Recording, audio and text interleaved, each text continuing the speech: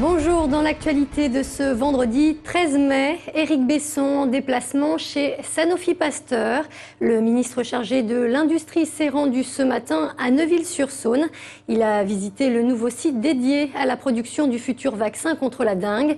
Cette infection virale toucherait selon l'OMS près de 50 millions de personnes dans le monde, essentiellement en Asie du Sud-Est et en Afrique. La journée de demain s'annonce sous haute tension en centre-ville. 2 manifestations sont en effet prévues quasi simultanément. Celle des identitaires lyonnais tout d'abord dans le Vieux-Lyon et celle du collectif contre l'extrême droite du côté de Bellecour et de la préfecture. La préfecture qui, justement pour éviter tout risque de débordement, a décidé de déployer un important dispositif de sécurité. Évitez donc le secteur si vous le pouvez entre 14h et 16h demain. 1500 places de stationnement pour les vélos d'ici l'été, mais des places payantes. Une nouvelle qui a sans doute fait grincer quelques pneus du côté des associations de cyclistes. Ce nouveau dispositif mis en place par le Grand Lyon est censé être plus sécurisant pour les usagers des 2 roues. Des espaces grillagés avec accès badgé sont actuellement en cours de construction dans plusieurs parkings souterrains de la ville. On nous parle de recherche de systèmes améliorés et d'un système qui va être sécurisé. Mais il faut quand même savoir qu'en 20 ans, on avait eu 2 vélos volés. Donc la sécurité n'était pas le souci premier des cyclistes en l'occurrence.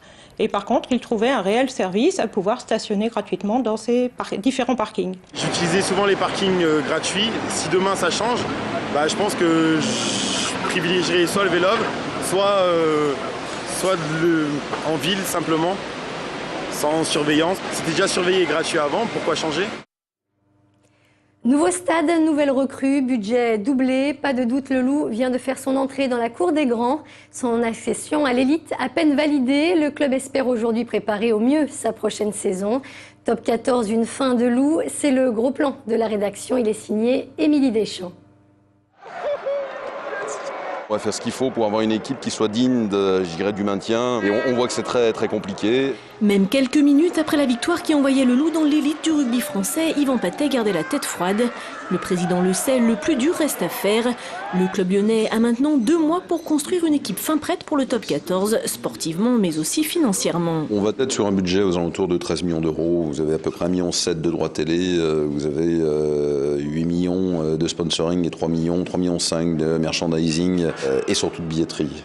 Car le stade Vuillermet est devenu trop petit pour le top 14, le Loup va se doter dès l'automne d'un stade modulable et démontable de 8000 places. Pour un investissement total de 9 millions d'euros et entrepris par JL Events, l'actionnaire principal du club. C'est la première fois en France qu'on va construire un stade de 8000 places en quelques semaines. C'est la démonstration aussi que notre groupe voit juste en investissant dans ce club parce que tout le monde s'est mobilisé. Mais à terme, le club lyonnais souhaiterait occuper à plein temps le stade de Gerland, un argument de plus donc pour la création du stade des Lumières.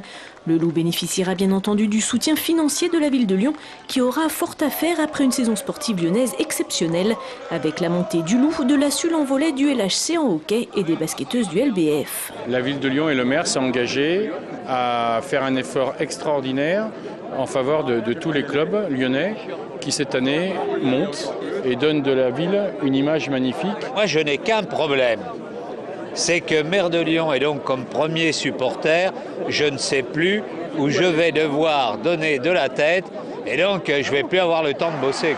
Côté sportif, le Loup avait déjà anticipé la venue de 6 recrues. 7 autres joueurs devraient bientôt rejoindre le club.